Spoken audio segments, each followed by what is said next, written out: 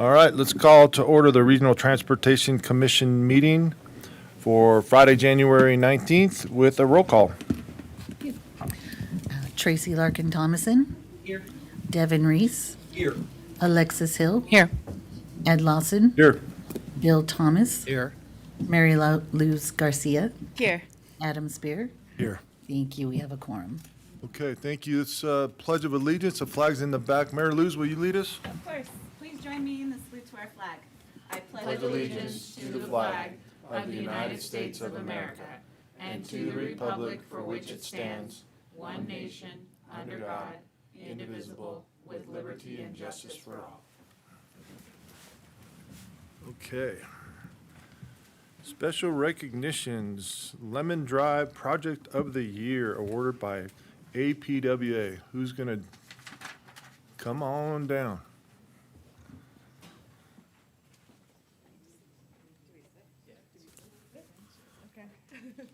Good morning.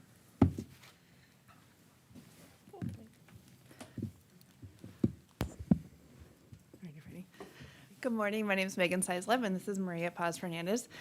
We are both board members of the Nevada chapter of American Public Works Association. For those that don't know, American Public Works Association is an international organization with over 600,000 members. We support public works community and the industry. Recently, Nevada chapter grew to 650 members.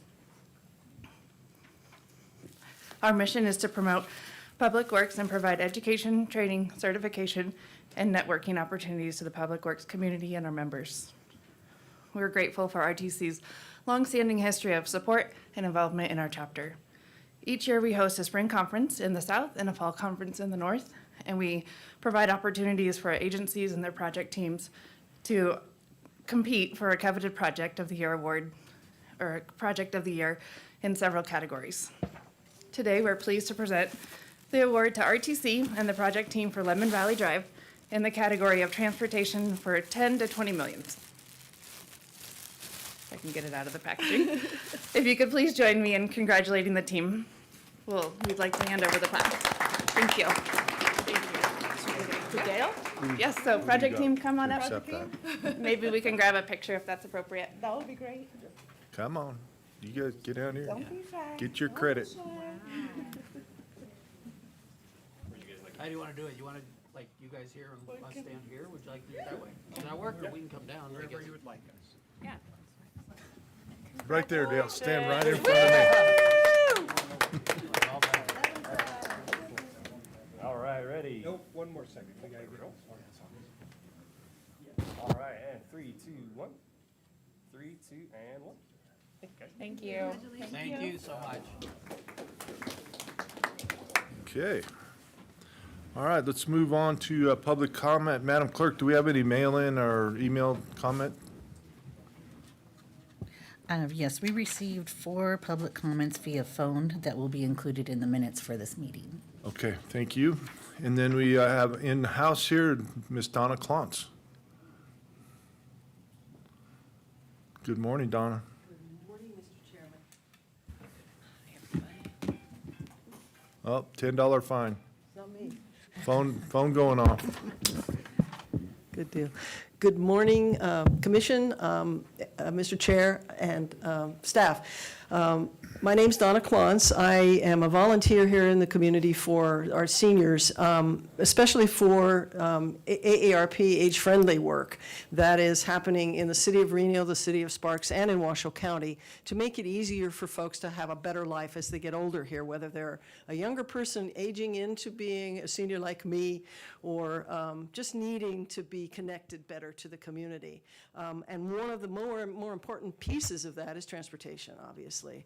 And so I'm here today to thank you and your staff, especially Susie Trinidad and her crew, for jumping on the request that I made at your last meeting in public comment about the ability of folks to get tickets to be able to ride the various kinds of transportation here in the community through places other than at the main bus stations. And I found out later that 9th Street Senior Center is one of the vendors for RTC tickets. So our seniors can buy tickets there so they can access Flex Ride and the buses and so on.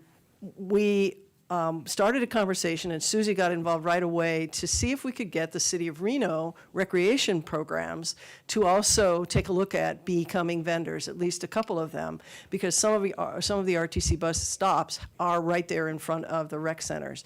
Part of our goal is to get folks out of the house, socializing and being active, because it keeps us all a lot healthier. So we're still working, that conversation is ongoing with the director of Rec and Parks, Nathan Ulyat, to see if we can make something happen with Evelyn Mount, Paradise Park, or Neil Road, where are the city recreation programs. And right now, City of Sparks, the senior recreation center in Sparks, is inside the Flex Ride system that goes to Sparks and Spanish Springs. So those seniors can get there, and we're trying to make it easier for the rest of the community to get to some of the other rec centers. So thank you very much for your quick response, and we're really happy that the system is starting to create ways that folks that aren't connected to public transportation can easily do that. So thanks again. Thanks, Donna. All right, anyone else in the public wishing to speak? All right, if not, we'll bring it back for an approval of the agenda. Looking for a motion. So moved. A motion. Second. And a second. Any discussion? All those in favor signify by saying aye. Aye. Opposed? Motion carries unanimously. All right, consent items. Anyone wishing to pull a consent item? Mr. If Chair, not, I I'm have, looking for a motion. well, I have a couple to pull. Okay? I have two items to pull, Mr. Chair, 4.3.6, so that's 4.3.6, Okay. and then 4.4.2, so 4.4.2. Okay, well, you want to make a motion then, excluding those? I'll move to approve the remaining items unless there's anyone else who has any items to be pulled. Seeing none? I'll second. Okay, we got a motion to pull 4.3.6 and 4.4.2 and approve the rest of the agenda, consent items. I got a motion and a second. Any further discussion? Seeing none, all those in favor signify by saying aye. Aye. Opposed? Motion carries unanimously. 4.3.6. Who's up? Dale, are you up for this one? Good morning, Chair, members of the board, Commissioner Reese, Bill, and Director Thomas and I will kind of address this topic. So the 4.3.6 is, and what's presented in front of you is an exchange with the Truckee Meadows Water Authority, TUMWA, to exchange properties with one another. There are very similar properties. One is on our Clear Acre parcel off of Sutro area, as well as in exchange what the RTC would be receiving would be a portion of Western Skies that connects into Geiger Grade of South Reno for a project related to our Geiger Grade realignment. Any questions, I'm happy to answer. Thank you, Mr. Keller, for the presentation. Excellent summary.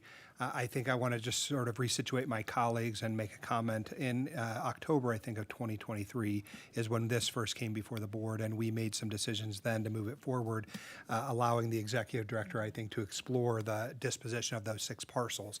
I think it's important for me to highlight because it's a thing that's buried in the staff report, and unless you're really in the bubble, you would not know. But the purpose of all of this movement is really a goal of the broader community, which is for affordable housing. Mayor Lawson, I know, was engaged in a really exciting project this week. I think it's called the Railway Rail yards. Rail yards, apartments, and ultimately what's happening here with this parcel, and I want the public to understand is, yes, certainly TUMWA is interested in one of the parcels because they've got a tank facility, I think, that they want to put up near the Clear Acre Sutro site, and of course a number of us serve on that body as well, and we get to see the inner workings of them as they start to work together.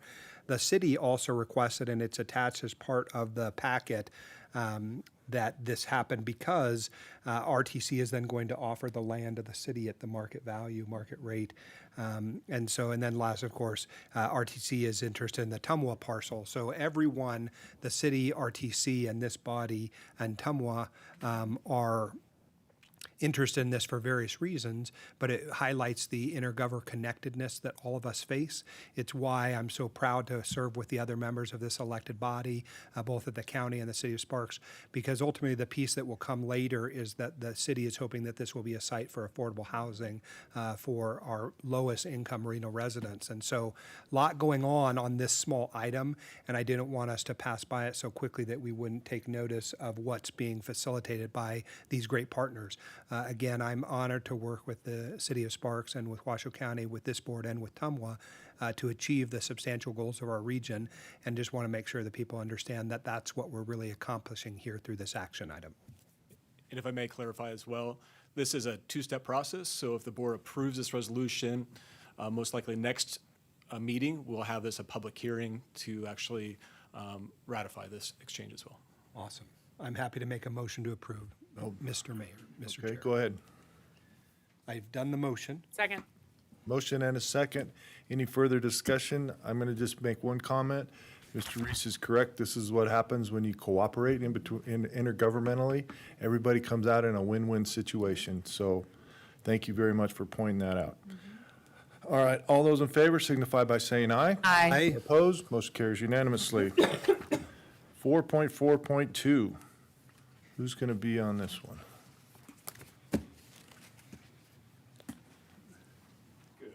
Good morning. Morning.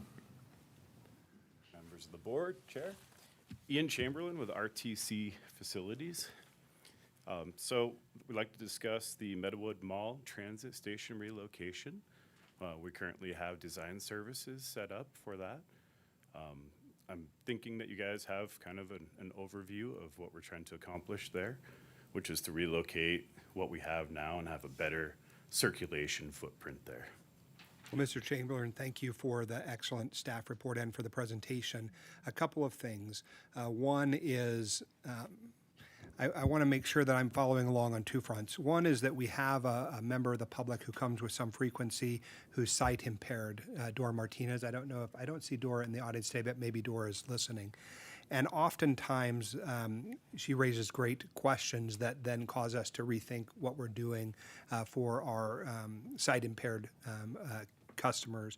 I want to make sure that we are including the Reno Access Advisory Committee and their recommendations about incorporating ADA improvements.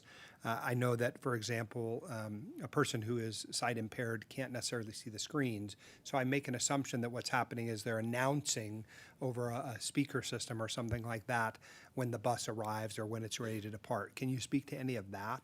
So we'd like to investigate right now a informational kiosk, so it'd be interactive. And that's one solution, and anything we build will meet ADA guidelines, of course. And so, again, to be clear, does that mean that they'll announce audibly the arrival or departure? Or because I don't understand, a kiosk, that sounds to me something that would help a sighted person. So I'm trying to ask about a person who is maybe has some impairments in that area. Sure, and that would be something that we're investigating, right? So it should be interactive and be able to have those announcements. yeah. Awesome. Thank you for that. The other thing is, and maybe this is through you and back to Mr. Thomas, but you know, the Meadowood Mall is an interesting site, and I have spent my whole life as a kid even running through the dirt fields on the outer ring of it. And it always is odd to me that there are no sidewalks that ring this area on either side. So on the Meadowood Mall apartment side, there are no sidewalks. There are some beautiful old mature trees. And on the mall side, it's like a dirt, barren wasteland. You know, asking people to come to a bus station, but then making it difficult for them to get there. And not that we have made it difficult, but the location makes it difficult. What kind of improvements might happen that would make it easier for people to access the bus stop, even though it's interior to this site? Well, we will investigate pedestrian access.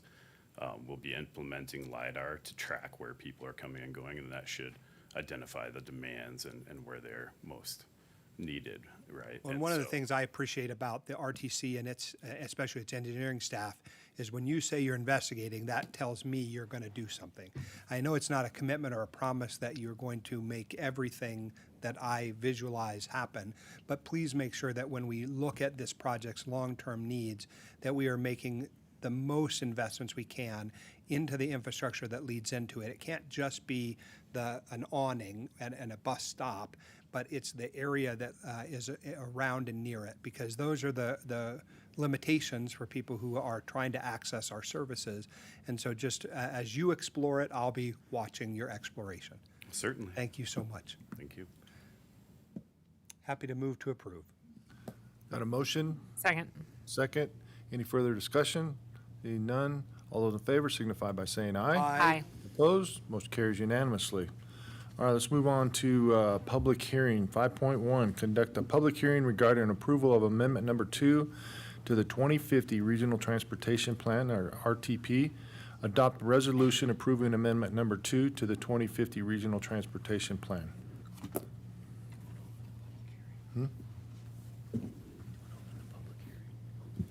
Will I open it after or before? Good morning, board members. I'm Xuan Wang, acting planning manager with RTC. I'm going to present the amendment number 2 to the regional transportation plan. Next slide.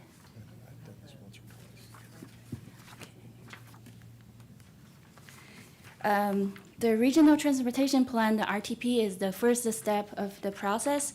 It is the long-range plan. Looks into the future at minimum of 20 years. So our current 2050 RTP was adopted in March of 2021, and we had an amendment number 1 that was completed in January of last year. And we're working on a full update. It's currently underway, and we're aiming for adoption of March of 2025. So this amendment number 2 is needed to add a few projects and also change project schedule for some existing project. An air quality conformity analysis was required as part of this amendment. So air quality analysis was conducted, and the results showed conformance with the federal air quality standard. The results were reviewed by the interagency consultation group, and they recommended approval. So amended projects include the Butch Cassidy extension. This project was recommended through the Mount Earth Highway corridor study. So this is to connect the existing Butch Cassidy to the intersection of Mount Earth Highway and the Thomas Creek intersection.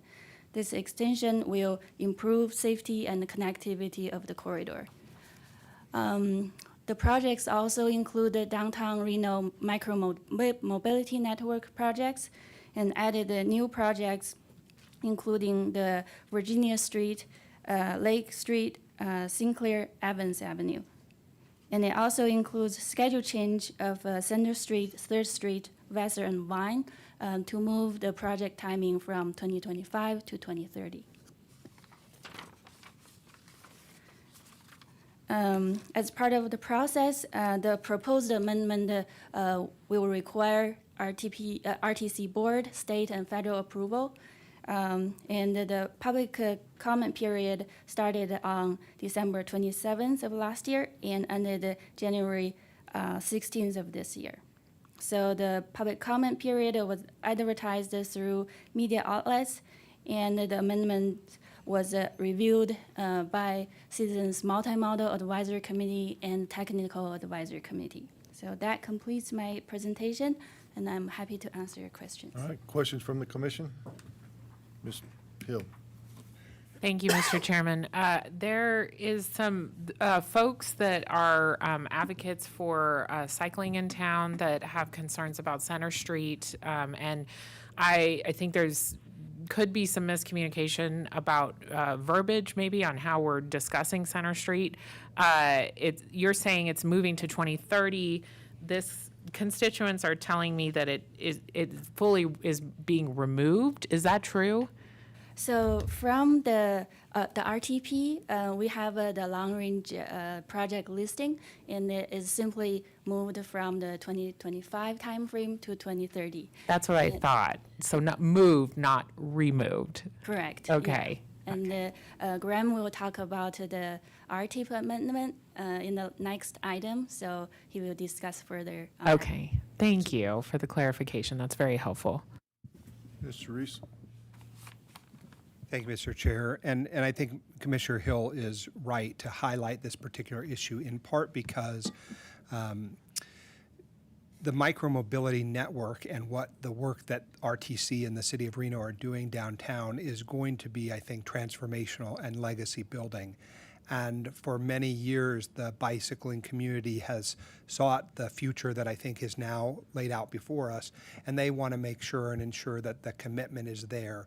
So like Ms. Hill said, it's not removing it, it's moving it out in the way that planning documents operate. And I understand the difference, but it can be disconcerting because it's 2024, 2030 seems a long way away. But for my part, and the commitment that the city of Reno has made is we all together have gone down the path of making, and I think it's a $44 million investment when it's all said and done, in the connectivity and micromobility network, and very honored to say that our bicycling community has been very supportive of late, and we have really worked hard. I think that was a combination of factors over many years of this body and its staff working very carefully with the Dutch Cycling Embassy, with the city of Reno, with the county, with the city of Sparks, with NDOT, because all of these things implicate a broader goal, which we have, which is to allow people greater access to bicycling resources, safe multimodal opportunities.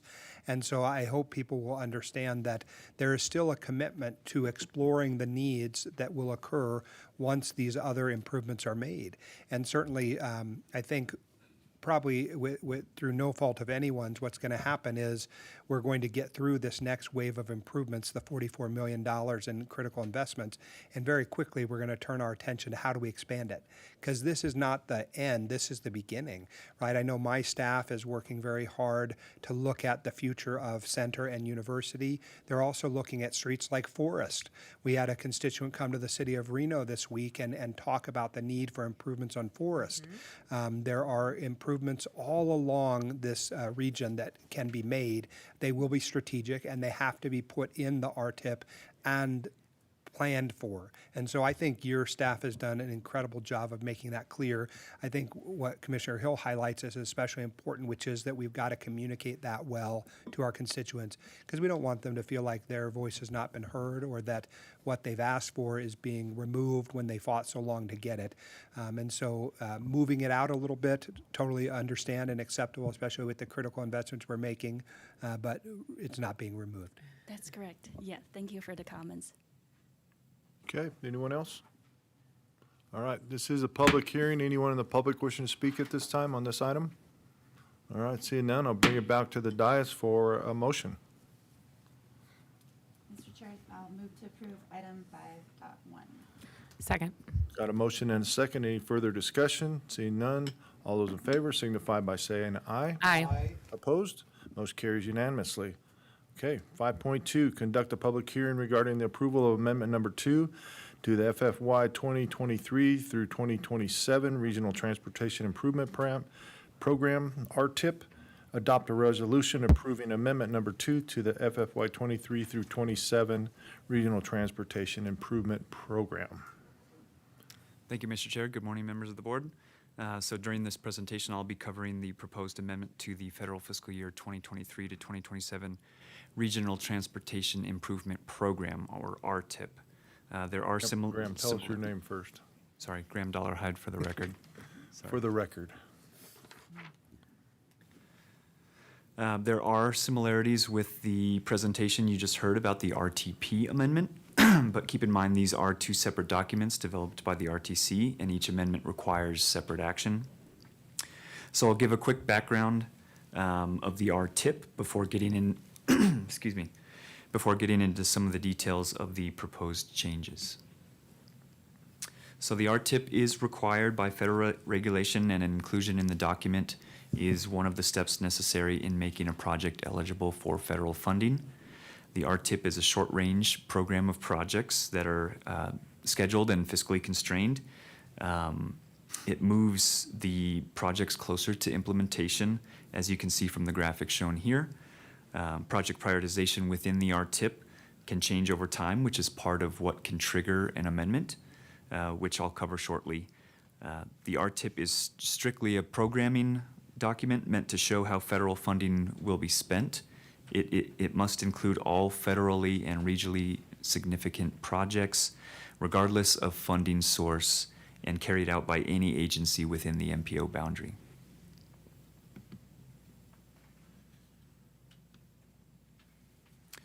So the current version of the RTIP is the FFY 2023 to 2027 RTIP, as I mentioned, which was adopted in August of 2023. It was already amended a couple of months ago, back in November of 2023, and so then this proposed action would be the second amendment to the document. An amendment is required in this case to add projects, but also to remove others consistent with some of the changes made to the RTP. All projects included in the RTP amendment are also included in the proposed RTIP amendment, but the RTIP amendment also includes additional projects, project changes that were not necessary to be included in the RTP amendment. And this primarily has to do with the level of detail that's required for each document. The RTP is generally more high level, whereas the RTIP generally includes more detail as projects move closer to implementation.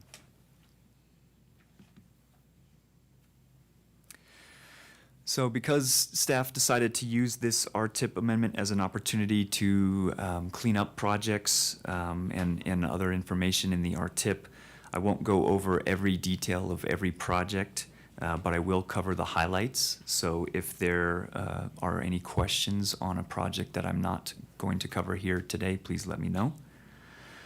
I'll mention that the Butch Cassidy extension project, that was the one, as discussed previously, it was the one that triggered an air quality conformity analysis requirement. This is both a new project not previously included in the RTIP and is considered a capacity project, which is sort of what triggered the air quality requirement. This project would extend Butch Cassidy Drive from its western terminus at all the way to the intersection of Mount Rose Highway and Thomas Creek Road. And this connection was identified in a Mount Rose, as a Mount Rose Highway corridor need as part of the recently completed NDOT Mount Rose Highway Corridor Study. Additionally, the City of Reno recently approved what they refer to as the Downtown Micromobility Network of Streets Group 1. The RTC has been working closely with the city on this network and is taking the necessary steps to implement them. Micromobility projects on Virginia Street and the Lake Sinclair Evans corridor were not previously included in the RTIP and are being added as part of the amendment process. Similarly, Center Street and Third Street were not included as part of the approved network and are proposed to be removed from the RTIP, which only extends through FFY 2027. Vassar, primarily on account of the micromobility network taking priority, has also been moved back. Vine Street's schedule was updated to match the other projects in the micromobility network, and the budget was adjusted based on current estimates while also adding federal funds.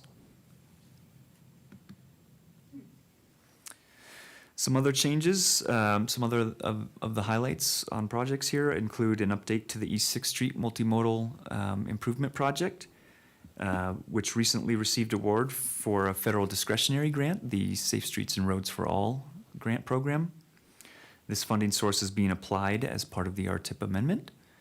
Additionally, the RTC recently developed a program management plan for its allocation of FTA 5310 funds, allowing the RTC to distribute fuel tax revenue to local transportation providers of services for seniors and individuals with disabilities. And this actually works out better for those providers on account of no longer having to jump through the federal hoops attached to the 5310 funds. So in turn, the RTC will then spend the entire apportionment of the FTA 5310 funds, which were subsequently applied to this new project, the Flex Ride and Access Expansion Vehicle Project. Finally, I'll mention that during the last RTIP amendment, the Washoe County School District had relinquished some transportation alternative set-aside funds, necessitating the removal of the project from the RTIP. Those funds are proposed to be reallocated to the City of Reno, which will be implementing the same project. And that's on account of City of Reno being sort of better positioned with some of the logistical issues that were previously slowing the process.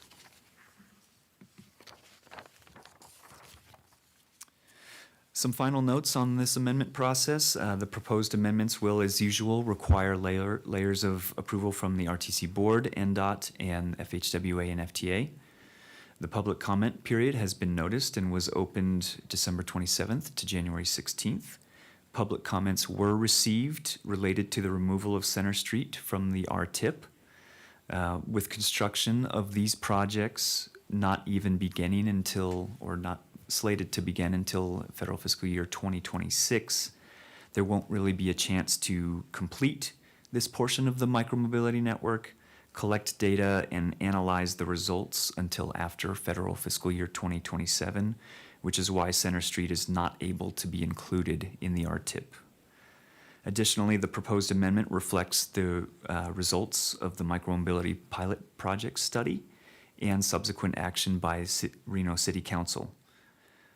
Finally, the RTC's active transportation plan, which is currently under development, will be another mechanism to evaluate projects citywide, eventually at the neighborhood level.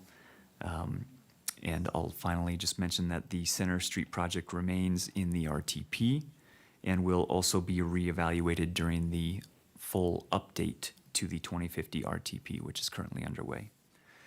So aside from those comments, the proposed RTIP amendment was heard by the CMAC and TAC on January 3rd and 4th respectively, and recommended for approval by both bodies. And today's RTIP item includes a public hearing as part of the process. So with that, I'll take any questions. Questions? Ms. Hill?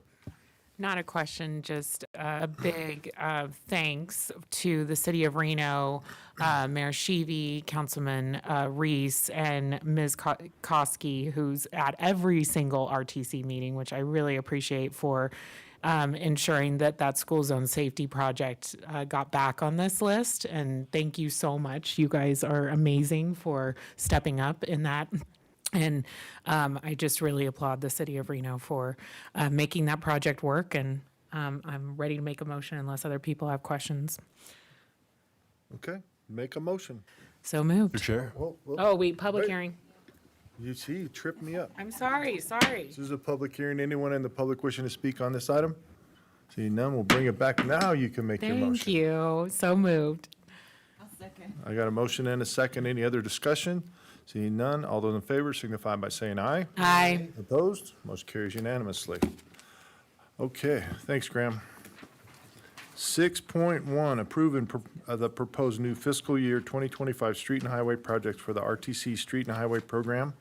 Approve an interlocal agreement with the City of Reno and Washoe counties specifying responsibilities for delivery of certain projects. Approve an interlocal with the City of Sparks and Washoe County specifying responsibilities for delivering certain projects. Dale, Morning, Chair. Good morning, board I members. didn't read real well, but We'll give a we'll get second there. opportunity there if we'd like to. yeah, that's okay. I speak redneck very well. Dale Keller, Director of Engineering, for the record. So this discussion item in front of, presented to you today is the new fiscal year 2025 street and highway projects for your consideration and approval for moving forward, as well as those two interlocal cooperative agreements, or ICAs, that specify those responsibilities for delivering these projects. So this is the third time you're seeing this lovely flow chart, and it visualizes the transportation planning as well as the implementation process. And for this agenda item, we're on the orange step, where we're talking about the interlocal agreements, where we identify and prioritize the funding, including fuel tax revenues for regional roads and highway projects. This program has been developed in accordance to the priorities established in the RTP as well as the RTIP, and then working closely with the local staffs that get there. The ICAs act as a project authorization where staff then includes the funding in our annual capital and operating budget. The project authorization staff is governed by NRS 373, where this board evaluates and approves the projects based on the criteria outlined per this statute. The next step is for Washoe County Board of County Commissioners to authorize the use of fuel tax. And then lastly, the county and the governing bodies, respectively at the City of Reno and City of Sparks, as appropriate, authorize the RTC to perform this work on their behalf. In your agenda packet, there are 2 exhibits depicting the potential new projects inside the City of Reno and inside the City of Sparks. I'll highlight each of these projects as well as review our annual work programs that we have going on. So starting with our annual work programs, at the top is our pavement preservation and reconstruction program, where the RTC looks to keep regional roads in good shape. We allocate roughly $22.5 million on an annual basis based on and target to performance. Specific projects are identified by the pavement preservation group that comprises of the RTC, the cities, and the county. The other annual program is the Traffic Operations and Intelligent Transportation Systems, or ITS. RTC roughly allocates $10 million on an annual basis, including hotspots at intersections, as well as other safety projects around the region. The specific projects are selected by the region's traffic engineers, collectively called the Traffic Operations and Management, or TOMS group. The first project I'd like to highlight is once again, a downtown Reno micromobility project. This project builds upon the network of micromobility streets by connecting low-stress bicycle facilities into neighborhoods and support traffic congestion management, enhancing safety for all users. The 4 roadways are shown up on your screen, so that's 5th Street, Vine Street, Virginia Street, and then the combination of Sinclair, Lake, and Evans. RTC staff identified roughly $20 million of federal funds of congestion management air quality to use for construction. The next project is the 6th Street for All project. So last December, the RTC was awarded roughly $9 million of Safe Street for All, or SS4A federal funds to improve safety, mainly at intersections along East 6th Street, where it has been the region's highest concentration of collisions that result in fatal or serious injuries. Continuing on the theme of safety, the RTC is also seeking approval to move forward with the West 4th Street Safety Project from West McCarran Boulevard to Keystone Avenue. Our partners at NDOT, thank you Tracy, allocated highway safety improvement programs, or HSIP funds, in the amount of over $13 million to address safety for all users.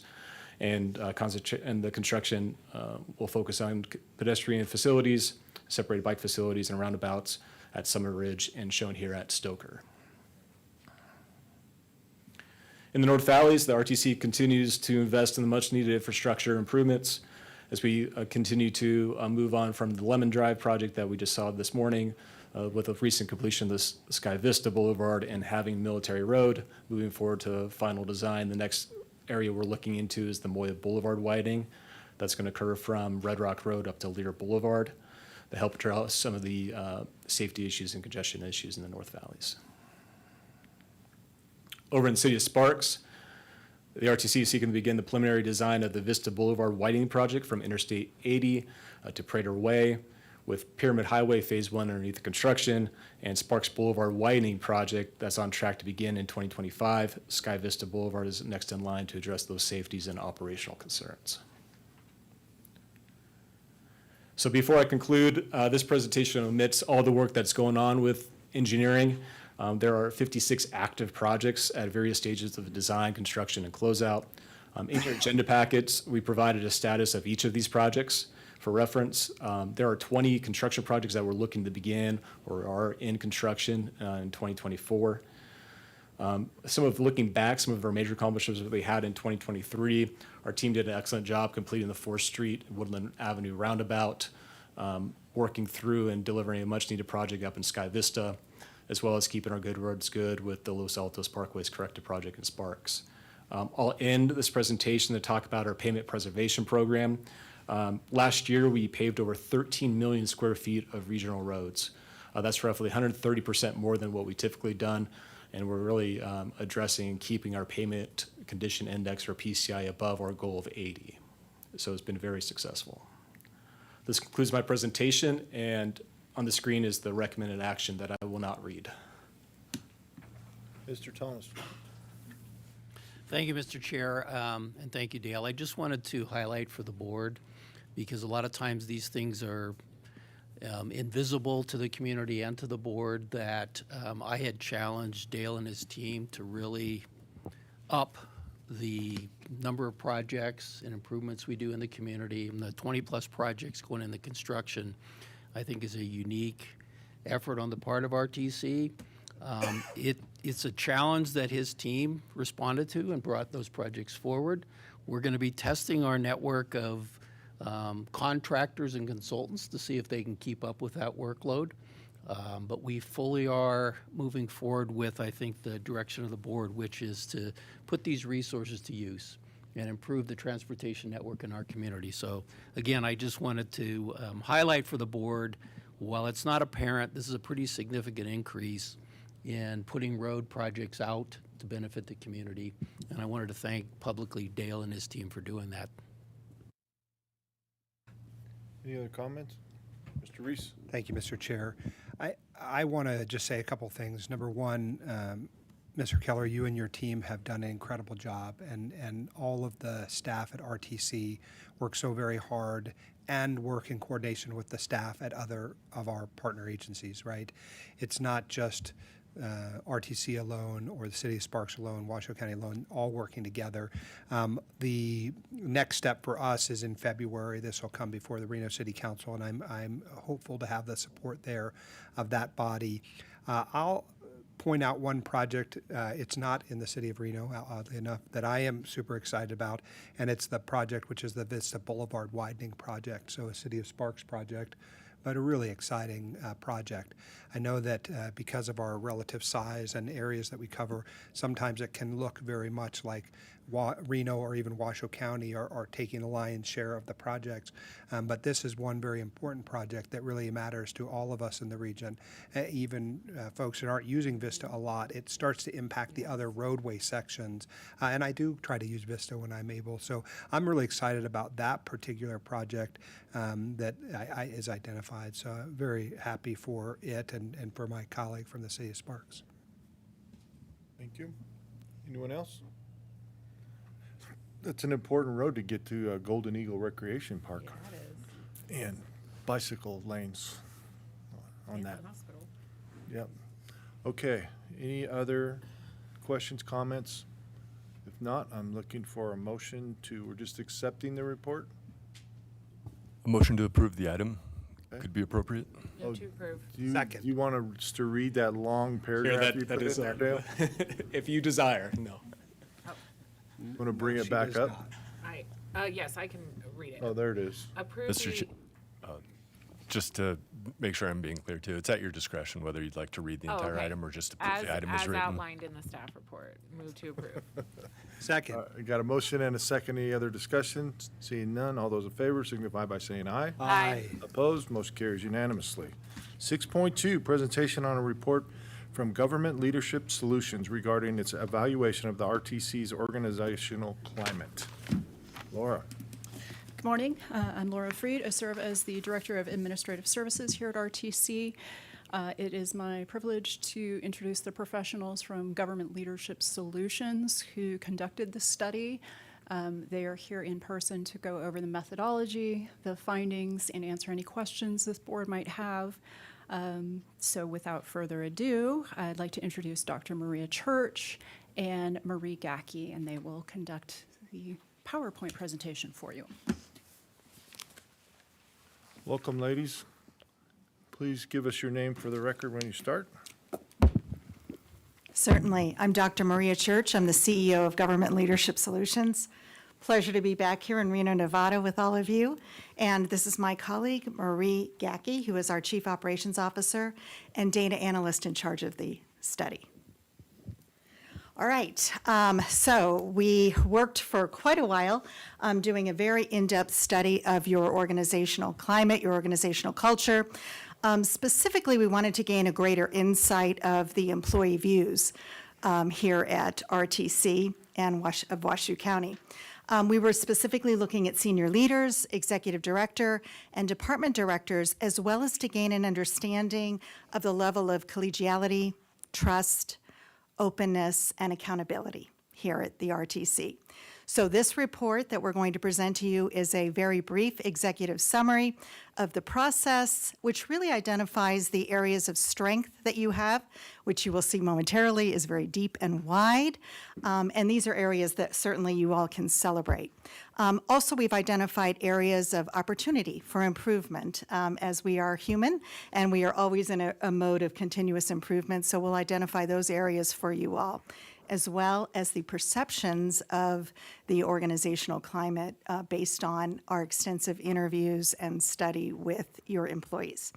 Again, it's a very brief presentation, so I ask that you all will hold your questions until the end so that we can go ahead and get through all of those points. Marie? Will you hand me this? Thank you again. I'm Marie Gacke, and I am going to be going through. The agenda it looks expansive, but we've combined it into several different sections. So one of the things that we wanted to identify is what did that project timeline look like? How did we go through this process, the areas of the opportunities and strengths, as Dr. Church mentioned, and then we wanted to take a deeper dive into those top opportunities. We did classify them around the organizational statement of culture because it made a lot of sense to use what you already had to make sure that what we found we understood how that would be applied in your daily lived experience from the perspective of an employee. We then found during the focus groups that retention needed to be added, specifically from a workload and task management, as well as from stabilization from the recent turnovers. We then will conclude, Dr. Church will take over with the top 5 recommendations. We have offered the comprehensive recommendations for review in your packet as well as in the full report, but then we'll leave that up for the questions and answer portion. If you'll permit me, I'll continue on. So this is our project timeline. When we looked at this, it was a really smooth process all the way through. We had a custom design survey. This was done through key interviews to determine the employee experience on organizational satisfaction, interpersonal relations, and overall agency esprit de corps when we're looking at organization questions, specifically around the organizational statement of culture. What we want to highlight is that the survey resulted in an 89% participation rate, which is phenomenal for an organization. And the subsequent surveys did show that RTC regularly outpaced similar GLS organizations that we have worked with throughout most of those survey questions. When we asked 57 employees, that was our N number for those who like statistics. And the individuals ranked their personal climate at 81%. The coworkers, they perceived that climate and culture to be at 78.7%, that the managers and supervisors at 79%, and then department directors at a whopping 77%, with an overall organizational culture rating of 67.6% out of a possible 100. Please keep in mind those are 5 separate categories. We wanted to make sure that those stayed separate, how you see these individual, and then how do you see as a whole. The focus group questions that we asked were based on the survey data points that needed further clarification or exploratory context. For us, the 54% that did attend, we want to stop for a moment and recognize their recommendations were extremely professional. When we asked for input and feedback, it didn't come from a perspective of that often happens in other organizations. We found this to be an extremely brilliant group of people who brought actionable suggestions that we could incorporate with the Government Leadership Solutions recommendations seamlessly. When we looked at the top celebrations, keep in mind this is quantitative data. This is based off of what the survey provided. Before we even had those conversations in the focus groups, what's going well is project management, communication, recruiting, and employee support. When we were looking at then what does the organization need to pay attention to, statistically, they provided communication. There was a tie for accountability and decision-making. There was a second tie for leadership and morale, and there was a performance review process, which did include the compensation process. We wanted to also identify on the left is communication and on the right is communication. That is completely normal. It happens in almost every organization in which, for example, the external communication with the other stakeholders is flawless, but there's some opportunity to work on that internal process of communication. So we want to acknowledge that you can have something on the left side that's going well, and then you also want that to continue to improve. So we wanted to make sure that was extremely, extremely appreciated. When we looked at specifically into respect, this comes in, when we looked at RTC's statement of culture, that includes a lot of the communication and how that information really flows. On the left, you'll notice some of the specific questions as well as the quantitative data results that go with that. We wanted to make sure then that the right side had the qualitative data, because data is no good unless you have context. And when we're looking at what do we do about this, we wanted to make sure that these exploration and clarification points on the right side included an awareness of what was going on as the context for the left side. So one of the things we wanted to highlight is, for example, my manager and supervisor models respect when giving directions or having difficult conversations. That 86.3% should be blasted on everything, everywhere, all over the place, because that is such a unique thing to see. We were really impressed with how the managers handled those kinds of, the manager supervisors were handled in those conversations, and we saw an extreme level of professionalism throughout the organization. We also wanted to identify, when we looked at perhaps the organization informs employees of its strategies and goals, when we look at subject matter experts of the caliber that RTC has, very often you'll find that that professionalism then dictates that they require an increased level of communication. That comes from a higher level of ownership, and we see that in the comments and employee quotes. We don't have a bell curve of responsibilities. We have a narrow distribution of highly credentialed professionals. People demand more information regarding their business, their employment, and their life. We found some areas that the employees consistently provided feedback on for internal communication. We saw that there was good problems with more work than they could handle, and they would like to have that better communicated to the board. They would like to recognize that supervisor communication is pretty good, which validates then the quantitative data that we already kind of knew. It was wonderful to see them stand up and say, no, there's a lot of really good things happening here. The organization is showing, as a general collective, that they want to improve the culture within the organization, and departments are working well together to move projects forward, again, validating one of those top areas of celebration. When we move into trust, the qualitative data had a lot to say to confirm, again, the quantitative data. When we were having conversations, you'll see that we've bracketed the top two, say my manager and supervisor has the technical ability to lead our department, and then my department director is a highly effective leader. Those ranked pretty well. Then we see that our organization prioritizes accountability and decision-making, and our organization prioritizes transparency in decision-making. Those two brackets provided a unique comparison that identified there's a possibility there's some bottlenecks and some communication opportunities that could be better refined, and that there's some job positions maybe that are lending towards some confusion about where the information needs to go. This is one of those areas that you would see a pretty quick year-on-year comparison as you repeat this survey. So this was one of the things that we saw that highlighted very nicely. You have this excellent technical capacity and effectiveness capacity. How can we continue to bleed that through into the rest of the transparency and the accountability of the organization? One of the things we wanted to highlight in the employee quotes is that there is a general consensus that this is sort of a restart of something that paused back in about 2008 based on what the tenured professionals provided to us. Year-on-year surveys to provide outside information or to provide data-driven decisions stopped in about that time frame and haven't been restarted with consistency.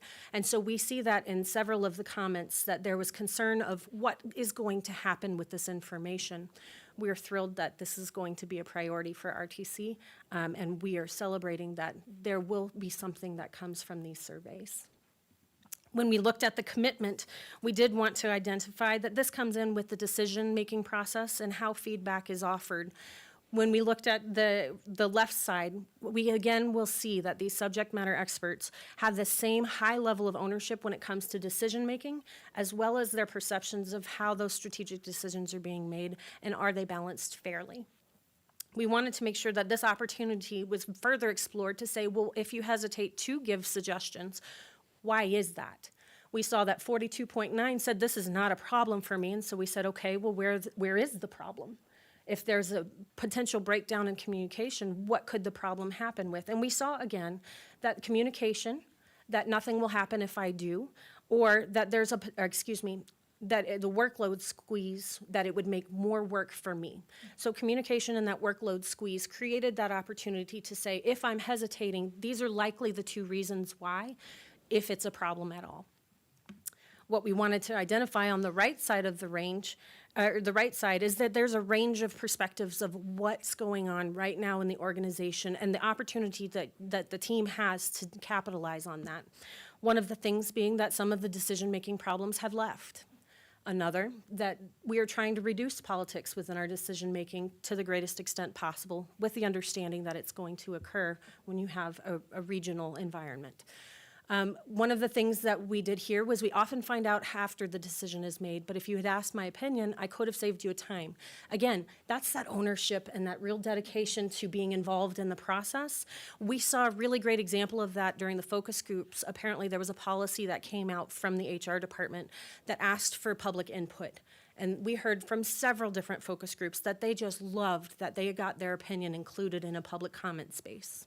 Another example that they provided was the non-admin employee, a non-admin employee said, there's an opportunity here because the leadership keep adding admin service functions and reorganizing when people leave and then figuring out how to give it to other people without hiring. Whether that's true or not, the perception there is an opportunity to be leveraged because it's felt enough that it was statistically relevant. Again, we directly connect that into when we were in the focus groups, retention became a thing that we wanted to explore on a different level that wasn't specifically stated in the RTC Statement of Culture. And so when we look at that, I'm actually going to switch gears. We're going to start on the right side because that's where we found out there's some real opportunity here. Here you can see the turnover will slow down. Getting new directors trained and comfortable helps, and that consistency will help people feel more comfortable. We saw a professional optimism, that there's a lot of moving parts, and we've seen that that's starting to trend in a favorable direction. And so there's that professional optimism that we saw and detected all the way through the data points. We also saw an example of, here's an employee recommendation, let's improve onboarding. I think you're gonna get a better retention rate if you really emphasize what that onboarding process looks like. Then we said, well, let's compare it. How does it look when we go out externally to RTC? And so we had several that said, for a government job, this is the best work-life balance compared to what I've had in other agencies. We then had somebody say, hey, this workload distribution and balance squeeze began several years ago. And with record amounts of revenue needs to be served, more projects, more transactions, the reports that you've just heard. We got a grant and that's great, but have we adjusted our workforce to accommodate that? That was a pervasive question that was statistically relevant for continuing. And we said, well, then, okay, how's the overall culture? Well, it's not pie in the sky, but there's no toxicity. There's no black cloud in the organization, and we don't wake up dreading to go to work. And so we said, okay, well, let's go back to the data and see what we can see about that. And what we saw is that on the left side, the positive morale is ranked at 64.9%. And remember, the overall is at 67%. So that validated there's some opportunity here really to retain the excellence that you already have attracted. We also do a good job in celebrating our victories in my department. Was another indicator that there are ribbon cuttings, there are awards that are received, but how is that being conducted on the internal organizational culture? That climate is something that could be paid more attention to. The last thing that we wanted to highlight is that as I'm closing my portion of this presentation out, when it says my rate each position is invested in improving our culture, each of these ratings are above the 70% range, which is phenomenal. It's in that very good statistically range. which means that there is, again, that professional optimism that says there is a commitment that is ready to continue this process improvement for the internal organizational culture. So I say all that to say, thank you. There we go. Thank you. So the top 5 recommendations that we wanted to share with you today have just left the screen again. Thank you.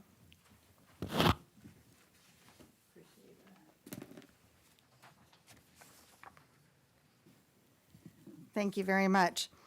So the number 1 recommendation that we wanted to highlight for you today is really a responsive and transparent follow-through of this GLS report, which you've already begun. I understand that it has been distributed to the staff.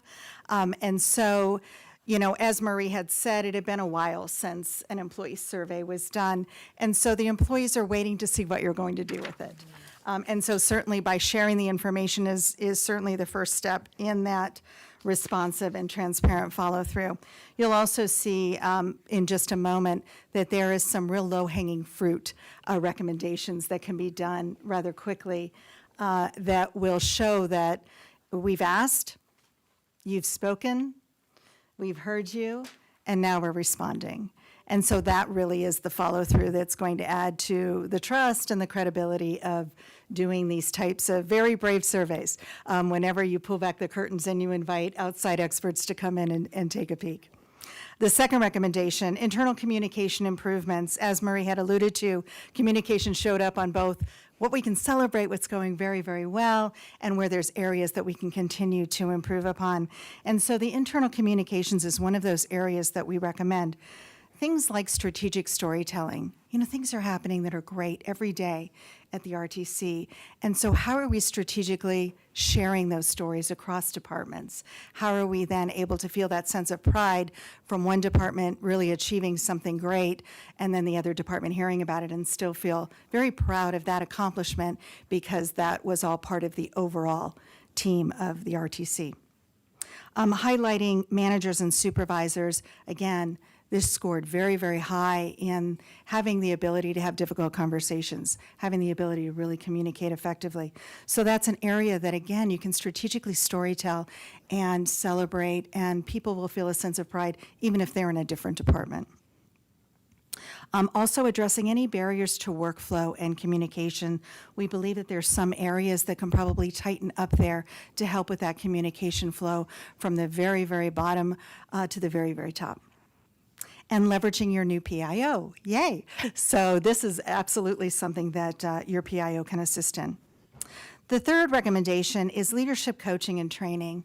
You know, as leaders, positional leaders in an organization, we never fully arrive. We are humans, and so there's always that evolution, always that organic change, and so we can always improve on our own skill sets.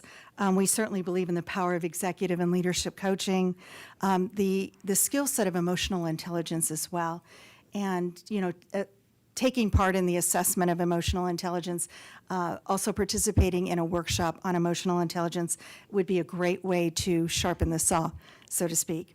Also, change intelligence and change leadership. We know for years we have been talking about change management.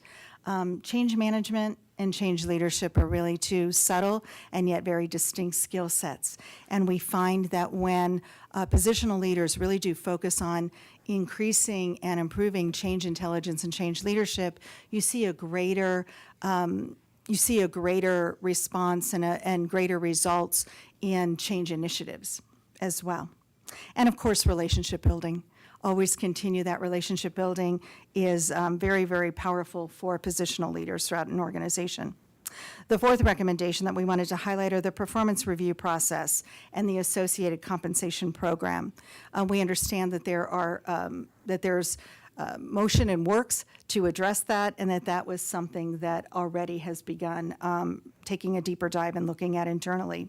We also recommend the action of stay interviews. Many of us are familiar with exit interviews, which gives us great information, but people are walking out the door at that time.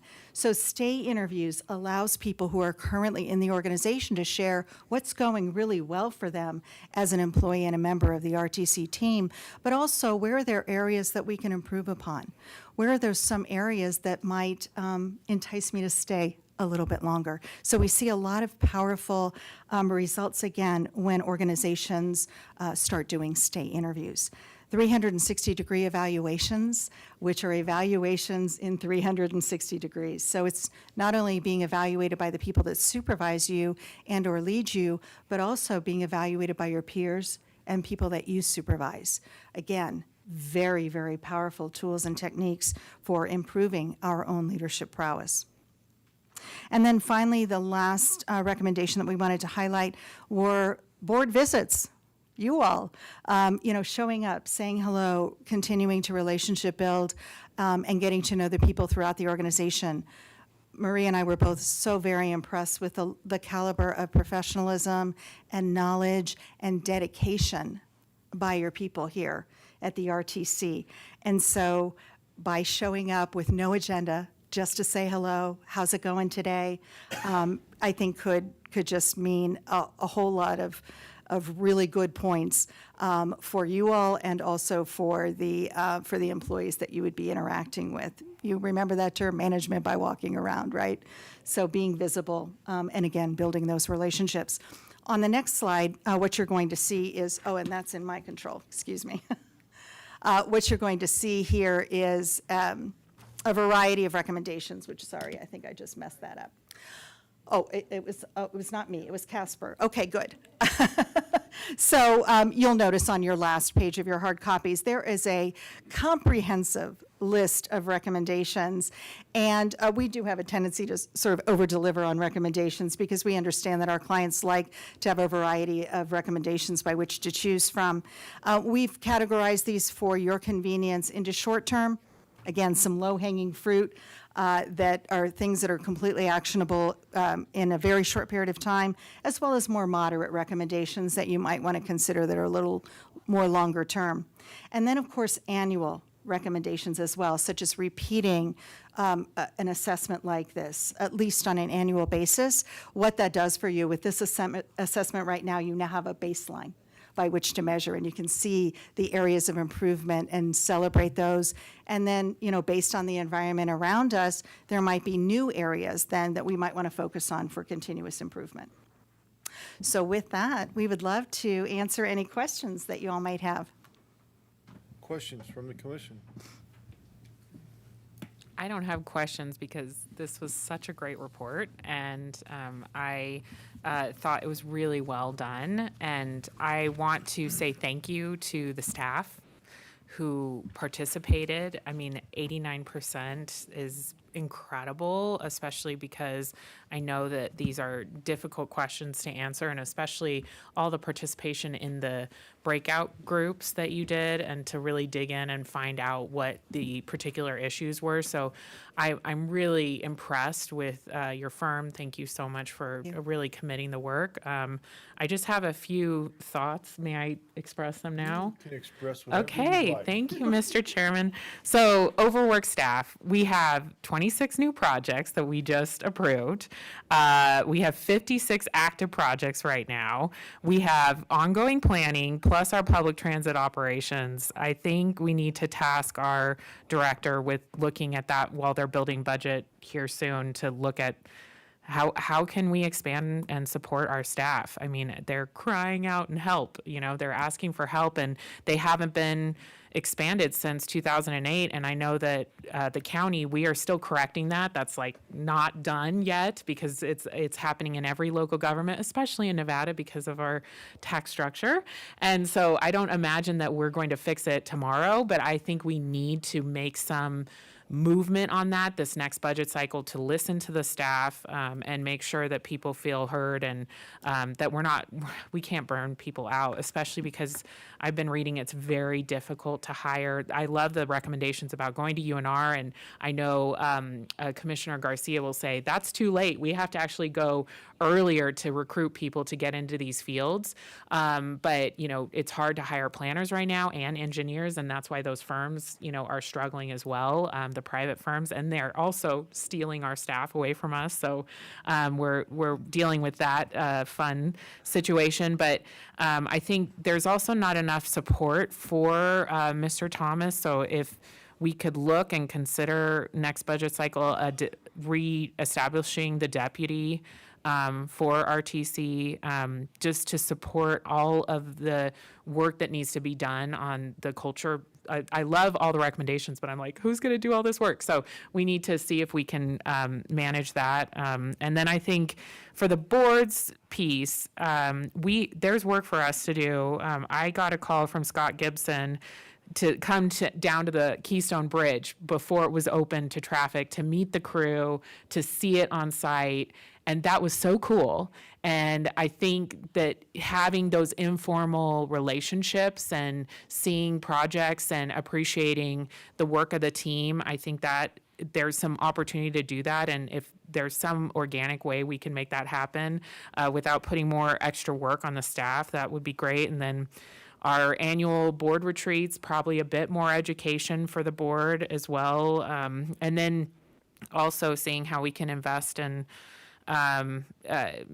the education, well, more like leadership education for our executive team and director. And then we did something similar at Tumwa recently, and John Zimmerman has a goal of, I don't know how we should have asked if he reached it, but a goal of having lunches with every single staff person by the end of the year. I don't know if he got to that, but I don't want to put that pressure on you, Bill.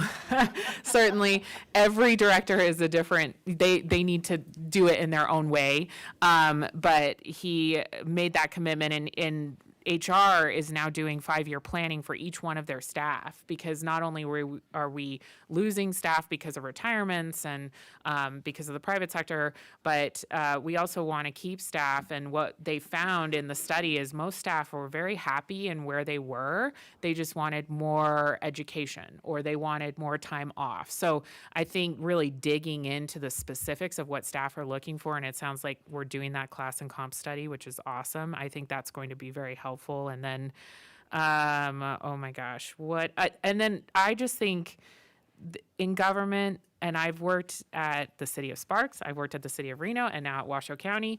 Sadly, we can get into a culture of information hoarding, and I think figuring out how to be an information share organization it's going to be a challenge, because it's just a culture, but figuring that out and seeing how we can make sure that staff feel like, okay, we know what's going on. We understand what's going on in the organization, and then listening to staff. And I know that also is a government deal too, of staff don't feel listened to, and they're like, okay, well, everyone's just doing their own thing. And then they could have just asked me what to do. I saw that quote and I was like, that sounds very familiar. So I'm sure there's work to be done on that. And I like to see quarterly reports as a board. I want to hear what the other board members want. But I'm really appreciative that the board wanted to do the study. I'm so appreciative to Director Thomas for making this happen and having the guts to do this, and airing our dirty laundry, which really wasn't that dirty, and actually really I mean, there's a lot of optimism, I think. Expected worse? No, I'm just saying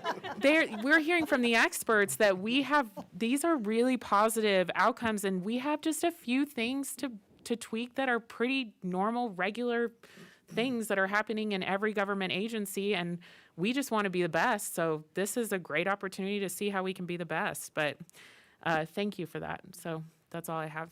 Mr. Reese. Thank you. I'll try to be brief, which are famous last words from me. I think first, some thanks are in order for Commissioner Hill and Mayor Sheevy and all those who couldn't be here today. You all really pushed and prodded us along in this process to make sure that we could retain GLS and their services. And I thank Mr. Thomas also for leaning into it, because like Commissioner Hill said, you never know what you're going to get when you get into the survey part. And I think we've got some really awesome things to be proud of, and we've got some things to work on. And that's true for every agency. GLS, you did a great work, and the presentation was outstanding. Having had the opportunity to spend some time with you during this process, it's also important to me that you included us as board members, because sometimes there is a disconnect between what we get to do when we're here in the 2 or so hours that we're in this room. But as Commissioner Hill said, the work that we do is important, and the knowledge that we gain from it is very critical. And I'll talk a little bit about more of that in a minute. Slide 6 had a quote that I think was particularly important and is where I want to talk now about for the rest of the time I can chat, which is this quote that says, "Nothing has ever come out of the surveys." And so this is a frustrating thing for people who have vested time in taking the survey, and then the organization does the same things it was going to do and will do and has always done. I don't want that to be us. I want us to be better than we were yesterday, and I want us to be tomorrow better than we were the day before. And so that is really a challenge to Mr. Thomas and the executives and director level folks to really carry forward with the mantle and the spirit of which it was intended. There is a considerable amount of work here, even in the opportunities that you pose that are in short term, medium term, and long term. There's a lot there. And so you've got to do what we said we were going to do, which was go out and make some efforts to change. I'll spend a few moments talking about Mr. Thomas, and thank you again for your leadership. It's been a while since you left me at the City of Reno to come over here, and of course we grieved the loss in one colleague agency and are celebrating it over here. I think that you continue to impress in the ways that you wish to see the organization succeed, and being willing to hear the things that are flaws is part of making for great leadership, and it's part of what is important about being willing to change. So where you see things that are things that may sting a little bit, just lean into that, because I think that'll improve you as a director and your team and staff. Commissioner Hill spoke about something that I think is important, which is board and executive education, leadership, and training. So last year, Commissioner Hill and I kind of split duties. One of us went to Denver. I learned a lot about roads and road systems. Commissioner Hill went to DC and learned more about the government side of things. I think we're flipping now, and this year Mayor Lawson and I are going to head to DC and learn some things at that conference. I would like to make sure we're including our executive level folks in those opportunities. For my part, because transportation is not my necessarily background or bailiwick, those opportunities are what inform the decisions that we will make at this body. And it's very hard to understand why staff brings forward a particular recommendation if we don't have the basic fundamental understandings about some of the things that occur in that. And so there's an investment cost, of course, because we have to allocate resources to make those things happen. But I think it's worth it. It's worth it because it strengthens us, especially for folks who have served here much longer than I have. That institutional knowledge over time really is what builds for broader engagement with our staff.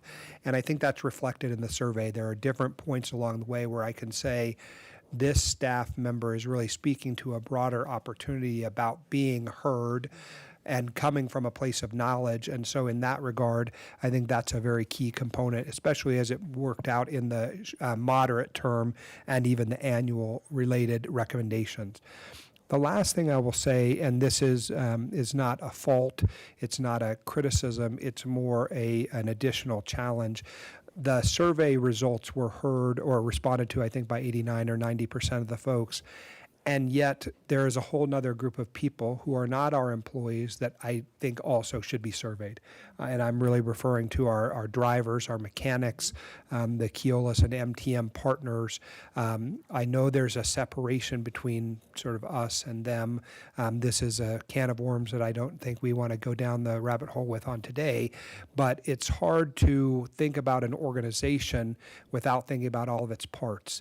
And so for as we leave here and exit, and it'll be something maybe Mr. Thomas you'll want to speak to, I want to make sure that we're talking about our really frontline folks too. I don't know what we would find out if we receive surveys of a similar nature for them, and the surveys would be different, obviously, but I think between the importance that we place on our drivers, our mechanics, all the folks that are making the transportation side of the house work, and with our operational and executive staff. There's got to be some marrying of those two things. So it feels a little bit like we went out and did this really great thing, and yet we need to do the next thing, which is to understand what the needs of that group of people are, even if we technically are RTC and we hire an operator who then hires an employee. All those things may be true and technically legal. And I would leave it to, our council to tell us how we might go about engaging in any of that. And maybe it's something where we want to work with our operators about doing, but we can't ignore the fact that a great number of our employees have not participated in a similar kind of undertaking. So those are my thoughts. I might go for a second round after I hear my colleagues' thoughts. I do think I have very positive and good feelings about the undertaking that we did. Let us go forth in the spirit of making sure that we don't just shelve it and do nothing with it. And 5 years from now, I'll be a little bit grayer and balder and we'll have been in the same place. I don't want that to happen. The gray or the bald? Ms. Garcia. You can keep it. Thank you so much, and excellent presentation and comments from my fellow commissioners. I was wondering if we could go back to the roadmap slide. It's the blue one at the very beginning. And good title, by the way, for a transportation organization. Thank you for picking up on that. So 89% survey result, very, very high return rate. I was curious about the 54% in terms of focus groups. How is that? Go ahead. That was less than average. Oh, excuse me.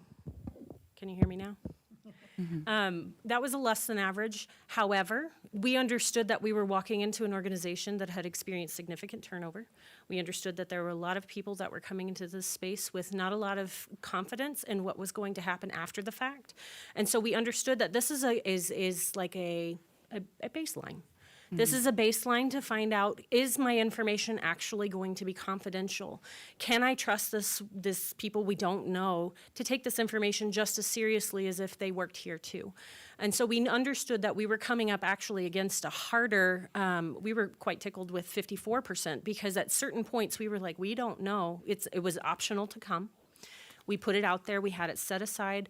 And so it was an environment in which we didn't know what we were walking into because we didn't know how much they had trusted us from the process that we had built from the initial communication until that point. So to get 54%, it is less than we would have expected in other organizations, mostly because we've worked with those other organizations for years. They know we are going to keep their information confidential, and they can trust that when that communication is being relayed back, that I'm not going to call out and say, Chairman Lawson said blah, blah, blah, blah, and then now everybody's going to go get Chairman Lawson. That would not happen but if you haven't worked with us before, you don't know. And so part of that was building the trust and communication with our organization. If we were to do this again next year, we would expect that number would go up, or if you chose to do it internally, that you would have systems in place to protect that information and that confidential data management. Thank you so much for that explanation. And you kind of touched on, I was going to ask about that the lowest tier on the roadmap, because it takes a lot of vulnerability to show up to these focus groups, particularly. You're with your staff, you're talking about your bosses. That takes a lot of courage, like you had mentioned. I really appreciate you honing in on that kind of delicate process. But that kind of leads me to the top 5 recommendations slide, if you can pass forward. Number 1, on that, a responsive and transparent follow-through obviously is going to be really, really critical, but not losing sight of how we're hearing the presentation today. We saw a packet, but how is it getting to our staff? And how is it going to then be presented to them in a safe environment where they can look at everything the way that we have as extensively? So I just was curious to see if we've come up with any plans to deliver this that's appropriate for staff to see and hear. I guess that one's on me. Yeah. And thank you for the question. I was going to talk about this in my closing comments. So I think it starts with the commitment from me and from the directors. And I can share with the board that my plan is to take this document And you will see personal goals for me that I'm going to ask you to measure me on that comes out of this report. There will be directors that have these goals embedded in their personal performance. And we will move forward with this document is my promise to you as the board and also to the staff that are listening. I don't intend to waste this opportunity. I do intend to use it in a way that's constructive and productive for the organization.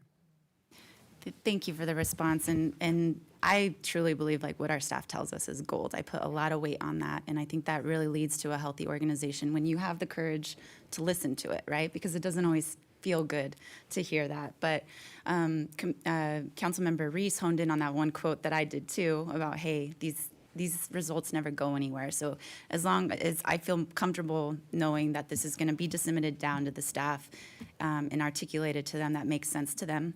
And then also, I highlighted a comment that was said, how have we adjusted to our workforce as new funding and grants have come in? And that was to Commissioner Hill's previous comment, because we want to hear from them and they're telling us we need help. We need help.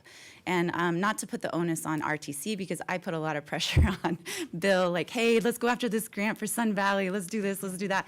And he's very, kind and is reminding me that it's a lot of pressure on our RTC staff. I mean, we have limited engineers and these technical positions are really difficult to fill. And I think that us, Washoe County, Reno, and Sparks need to remember that we can't put the onus all on RTC, that we can strengthen our own roads and streets departments to be better partners so that we can not let any of these opportunities for funding to pass us by because RTC is just hanging on, right? So I just wanted to highlight the importance of investing in our workforce and the importance of the onboarding to have it be a good first splash intro to RTC, and then the investing in them, giving them the coaching. One last, just because I'm curious, you've done analysis on other organizations, right? This is a very technical group of people you talked with. Can you talk to us about the number 3 in relation to this emotional intelligence piece? Yeah, absolutely. So we work primarily with local governments. So as you all well know, in cities and counties and towns, you have a variety of skill sets and education levels. But I would like to address specifically the executive leadership team and senior leaders, such as the directors, that while we're working with a variety of people, our skill sets as positional leaders, that it is very important that we have a high level of usage of our emotional intelligence skills as well. Also known as the soft skills, I like to call them the essential skills because we know that those people skills are so important in leading and motivating and helping to create vision to achieve those goals. And so we do a lot of training and development, a lot of emotional intelligence work, and quite a bit of executive coaching in our firm. And I'm a firm believer, as is the rest of our team and most of the leaders that we work with, that strong leadership really starts first with self. And so when we can continue to sharpen the saw and we can continue to develop those essential leadership skills, that it just makes us stronger leaders. And when we're stronger leaders, it makes our teams even stronger as well. Because part of leadership is people are watching us. They take their lead from us, whether we are aware of that or not. And so we're constantly being watched. And so how we interact, not only with our superiors, but how we interact with our colleagues, how we interact with the people that we're supervising, that sets the tone, that sets the example all the way down throughout the organization, whether we're talking at the manager level, the director level, the executive level. And so when we can really continue to grow those emotional intelligence skills, those change leadership type of skills, those essential skills, it really strengthens us as a body collectively. Can I jump in on that? Yeah. Just briefly. I have 10 years with the Organization for Government Leadership Solutions, and what I have seen in this data over the last 10 years is that do you remember when I said there's this group of people here at this top slide that have this great rating, and then you have this organizational compensation or concept, and they have this disconnect When you move into that organizational culture development and that process improvement is pervasive throughout the organization, those data points are no longer a wobbly slinky. Now that slinky has compressed. Now those data points are going to be much closer together because everybody is operating from the same leadership perspective. And so then you have people that are not reactive. You have people that are in a situation where accountability and decision-making is important to everybody throughout the organization. And so we find with subject matter experts, specifically in your specific environment, they already have the ownership, they already have the professionalism, they're bought in. How do we create that disconnect? How do we bridge that with the data so that the lived experience reflects in those comments and quotes? So statistically, that's my favorite. And I love that Marie always comes back to the data. I love that, because then again, that substantiates the credibility of making data-driven decisions. So yes, I love that you always bring it back to the data. Excellent work, thank you. Thank you. Thank you. Anyone else? So I'm going to challenge Bill because I'm looking at this list. There's a long list of things to do. Is to pick the most important ones. You said you're going to do that. That was going to be my suggestion. But I also want to challenge you to insert the board, and I'm going to challenge the directors and the executive directors to insert the board into a situation. All of us sit on, I think I sit on 7 boards, plus the mayor of Sparks. How many, you, 12? 15. 15? I think I have 8? 8. I mean, we have a lot of stuff going on in our lives, and we're supposed to be the walking around expert. A lot of what we do is just plain common sense. Does this make sense? So I'm challenging you, the directors, and Mr. Thomas, to insert us into situations where you think we could learn something to help us to do better for you. We don't do this for the money. We can tell you that right now. We do this because we love our community and we love our employees. And I know I have 600 employees at the city of Sparks. The county has 1,500, No, I think 3,000. Yeah, 3,000. 3,000. City of Reno, Nowhere near 3,000, probably about 2,000. I mean, so we have tremendous amount of employee interactions with just our own cities. So it's important for you guys to insert us in, and don't feel like you're imposing upon us. If we can't do it, we'll tell you. It's just that simple. It's not that we're dodging you. We have other responsibilities too. But I want to challenge that. That's going to be my challenge for Mr. Thomas and for your directors to find ways to insert the board. And thank you, ladies, for the presentation.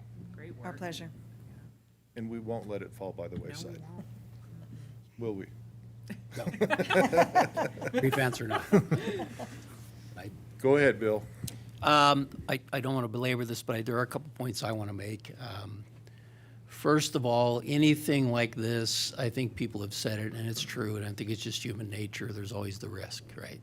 Are you willing to take on the risk of doing something this where you pull the curtain back, I think, as it was said. And so for me, as I thought that through, I just want to thank the board, because if you didn't have the level of trust in me that I felt like I could do it, there would be a lot of pressure, somebody sitting in my seat, to not do something like this. So it starts with you, trusting me on your behalf to manage this organization. And then I want to specifically also thank Dr. Church and Marie for a great process and a great product, and particularly call out Director Freed, who really was engaged and involved in this. And perhaps, I never want to say most importantly, but at the end of the day it's the employees, because this would have been all for naught if people didn't participate. And a couple things that I've learned is, as far as leadership, I mean, you can read a lot of books, you can have a lot of advisors. I've kind of condensed it down to one thing, which is a good leader is someone that people will follow. So that's how I look at my job, is if people will follow me, then I must be doing it right. So that's the context in which I make decisions and the way I look at it, and one that I would share with the board, the kind of person you've hired to do this job. So I guess in closing, from my standpoint, I do want to make sure that everybody understands that this will be implemented. Exactly how, I won't say today, but you will see it. You will see evidence of this and proof, and also to the employees. Again, thank you for participating.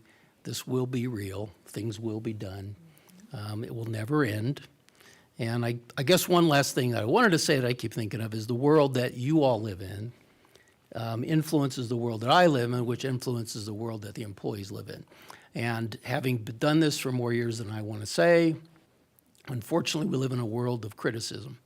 And so you all often hear nothing but the negative.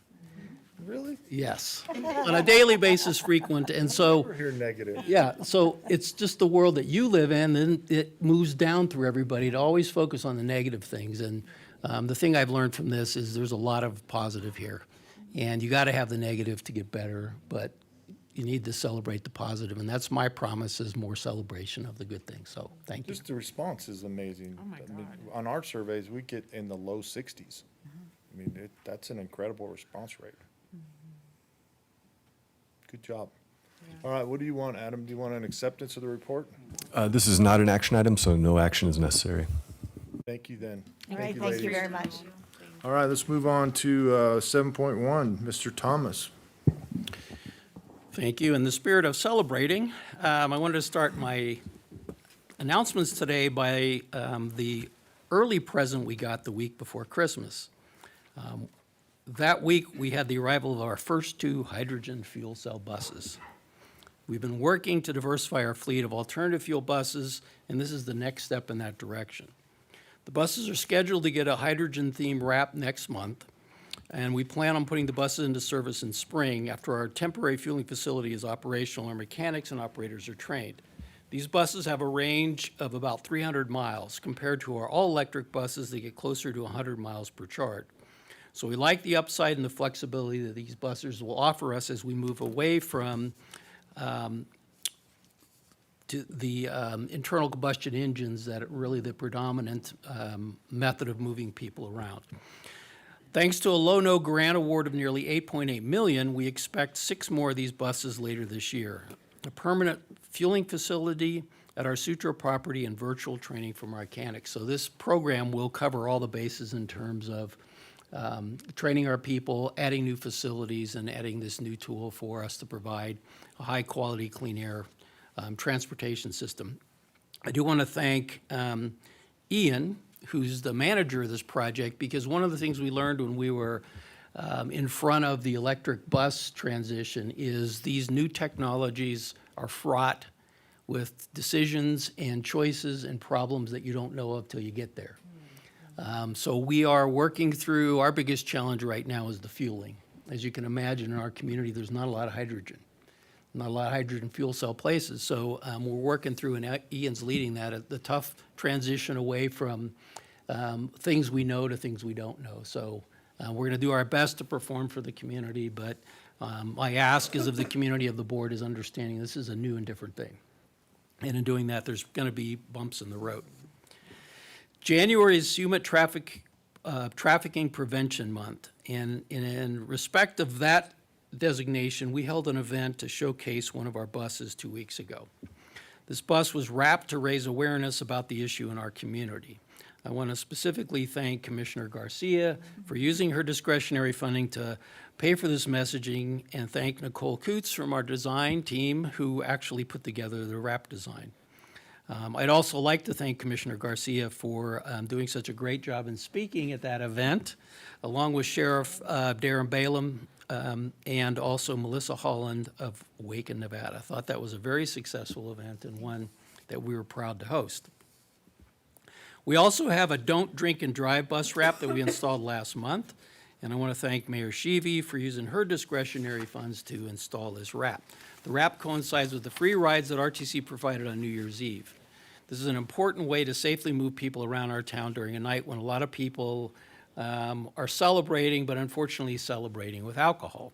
So our goal is to keep drunk drivers off the road and introduce new riders to our transit system. We, part of the theme that you heard about in terms of the climate study is we're in a transition period, and I want to congratulate, as of yesterday, Ed Park on his retirement. Ed is a senior technical transit planner, I should say was, because yesterday was the last day, and he's wrapping up his RTC career after nearly 27 years in our organization. Ed's work has been very valuable, and I would point out something very specific, and I know the board was happy with, which is the bus stop improvement program. Yeah. Ed led that. I think it's very impactful. I know he was very proud of it. So I just want to publicly thank him. We'll miss Ed, but we're also grateful that he was kind enough to stick around and help train Sai's son. I don't know if Sai's here, but we brought her on board, and Ed was gracious enough to do the transition, so kept us in a good place as an organization to keep powering forward. So thank you, Ed, for all you've done for RTC and our community. I'd like to, again, talking about our employees, I'd like to introduce Austin McCoy. I don't know if Austin's in the audience. Austin, if you wouldn't mind standing for a second. So Austin just started Monday of this week as our newest project manager in the engineering department. Austin previously worked for NDOT as a resident engineer, so I'm not going to look over on this side of the room. Yeah. He has more than a decade of combined roadway design and construction administration experience. Austin is a great addition to our team because of his background and experience. We look forward to his success at RTC and really enjoy him and appreciate him joining our team. 3 of our employees are celebrating their anniversary with RTC. Alex Cruz is a senior technical transit operations manager, and his 1-year mark was this past Wednesday. Soledad Toledo Alvarez will celebrate her first anniversary as a customer service associate Tuesday. And who you met today, our facilities engineer Ian Chamberlain will pass 1-year threshold in January 30th. So I want to thank all 3 of you for your hard work over the past year, and we really look forward to many more to come. I'd like to ask the board to help me congratulate William Buchanan. William is, or Will, I think he goes by, is the MTM Employee of the Month for December. Will has been driving for Access for more than 6.5 years and has been a trainer for 5.5 years. He has great enthusiasm for his job and the passengers, and he instills that in his trainees using real-life experiences. Will and his wife have a dog, cat, and a ball python named Service, after the Harry Potter character. He's a self-proclaimed nerd who enjoys sci-fi, superheroes, Disney games, and rock concerts. So thank you, William, for all that you do for our clients and trainees. I want to move now to Keolis. So Yancey Hammond is the Keolis Driver of the Month. Yancey was born and raised in Mississippi, but lived in Los Angeles for a few years before moving to Reno. He worked as a bus operator for a ride since September of 2021. In December, he had a 96% on-time performance with 0 accidents. Yancey enjoys jogging, working out, and socializing. Thank you, Yancey, for a job well done. My last announcement is just a heads up to the board that NRS Section 354-4964 requires that budget adoption cannot occur before the 3rd Monday of May. So what that means to us is, because of the way the calendar and the dates align, our board meeting, our normal board meeting in May would occur on the 17th, which is before that date. So we're looking at, and I'm not asking you today to make the decision, but I just want to give you a heads up. We have an option of either moving the meeting to the 23rd or doing a special meeting just for the budget. So I'll be reaching out to all of you to figure out how we deal with that anomaly of those dates falling in conflict. So that concludes my presentation today, and I want to thank the board for giving me this opportunity. Thank you, Bill. Paul Nelson, what do you got for government relations for us? I got a few items for you. Paul Nelson, Government Affairs Officer. So Congress passed another continuing resolution yesterday to beat the deadline for today to fund the Department of Transportation and some other federal agencies. Transportation funding will expire March 1st now, while some other agencies it'll be March 8th. Unless Congress does come up with another spending package before then, the expectation is that they'll pass an omnibus bill before the March deadline. Lawmakers are still looking into the Build More Housing Near Transit Act of 2023, and if passed, this bill would change the scoring criteria for awarding grants for rail and rapid transit projects. It would prioritize jurisdictions that have a pro-housing policy in place to make sure the density is there before they invest in these kinds of projects for bus and rail lines. So this could affect the RTC down the road once we get into the possibility of BRT extensions. Transit agencies are having a harder time finding good affordable insurance for transit buses. A research report explains how insurance pools work and evaluates the feasibility of these shared risk insurance pools and how to establish one. The RTC doesn't pay for the insurance on our buses. Keolis actually handles that, so that does lower the cost for our insurance. DOT launched its benefit cost analysis template and general guidance to help grantees prepare their applications. A list of data and mapping tools can be used for a strong discretionary grant application, including tools related to equity, safety, climate, sustainability, air quality, and transportation analysis. We're looking into a handful of different grants that we could be applying for in the coming months, so we'll be taking a look at this template. And that's all for the federal report. Thank you, Paul. Any questions? Okay, thanks, Paul. Tracy, what's going on with NDOT? All right, well, it was a good holiday season, and the winter has come, but we'll speak about that in just a Mic second. on? Sorry. Here we go. Can you hear me better now? Yes, ma'am. All right, I'm going to start off, as it is the beginning of the new year, with a few stats. Just to kind of put up, as last year, the good news is statewide, we went down 300, we went down, sorry, I can't read my writing. We saw 7% overall fatal crashes statewide compared to 2022. Really good point, and it's definitely in the right trend.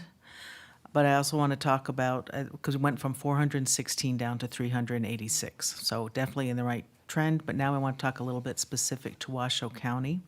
The fatalities are down about 15%. We went 55 down to 46. Overall crashes are down 16%, 55 to 47. But the big point is that the bicyclist deaths and the pedestrian deaths, however, are considerably up. Pedestrian deaths are up more than 38%, and bicyclists, we say 300%, but that was from 1 to 4, just to show the numbers. But it definitely want to just point out that the focus that Washoe County and each of you individually have been putting on the protection and the added emphasis on active transportation is really making a difference, and it's really showing that you're watching the numbers and looking where the needs are. On the next one, it seems almost a little dated, but that's the way things come around. We did get the APWA Nevada Project of the Year on the Spaghetti Bowl Express. That was a 2023 part of the year, and this was in the project area over 20 million. And this was transportation projects that reached substantial completion in the calendar years of 22 and 23. Basically, what really is important now is this was the completion of the first phase of the Spaghetti Bowl project, and we are actually currently working on the second phase. And that is, I know, very near and dear to Mayor. Going right The through our Sparks. biggest employer in Sparks. Yes, right through his- over, through, and on there, but that is moving forward. Next, just a couple things on, we're having intermittent projects going over on I-80 ramp closures. It's definitely weather dependent in the Mogul, Verde, and Gold Ranch as we finalize cattle guard and conduit improvements. It is about 85%, but again, you'll see a couple more lane closures coming up. Depending on the weather coming up, it might become sooner than later. And then soon we'll be starting on the I-80 improvements from West McCarran to Keystones. And the area later this year will launch a project to resurface I-80 between West McCarran and Keystone Avenue, adding an auxiliary merge lane for smoother traffic flowing merging on the eastbound I-80 also between McCarran and Keystone. We'll also add some sound walls and some landscaping aesthetics, but when we get closer, we'll get more specific. And then the last thing is really to point out is, you probably noticed last week winter arrived. I put up the 3 ones, that it's just kind of winter operations are in full force. And I added that bottom one because we don't normally, I mean, NDOT usually takes great pride in the fact that we hit black pavement fairly quickly. That was not the case in this storm. It was very much a very different type of storm, which came up not over through the Sierras where it usually loses a lot of moisture and drops. It came up more from the south and on there. So a lot of points east, so like Silver Springs had 18 inches of snow. As you started moving closer, it was 9 inches, and actually here in the valley, It was just very wet, a lot more water in there, and then you had the very cold temperatures. So we didn't have, normally we put brine on, and we did put brine down. That breaks the bond between the asphalt and the snow, the weather that comes down, making it easier to plow and get down to pavement quicker. When you have very wet, it dilutes some of that. That bond is not broken, and it sticks very much between the two that gets in the porous parts of the asphalt. I know I get technical stuff, but it's just the way it works. And it stays on top, and with the cold weather, you'd get the freezing it would thaw a little bit from traffic, and when the sun came out, just enough to refreeze that top layer again. Anyway, then the sun came out on like Saturday night and Sunday, and poof, it's gone. Anyway, just pointing out again, winter weather is here. We always caution everybody to, take it slow, ice and snow. Just really be careful on the winter road conditions. And that's it. That concludes my report. Thank you. Thank you. All right, let's move on to number 8, commissioner announcements, updates. Anyone? No? Okay, Madam Clerk, do we have any public comment? We do not. Well, then we're off to my favorite subject, number 10, we're adjourned.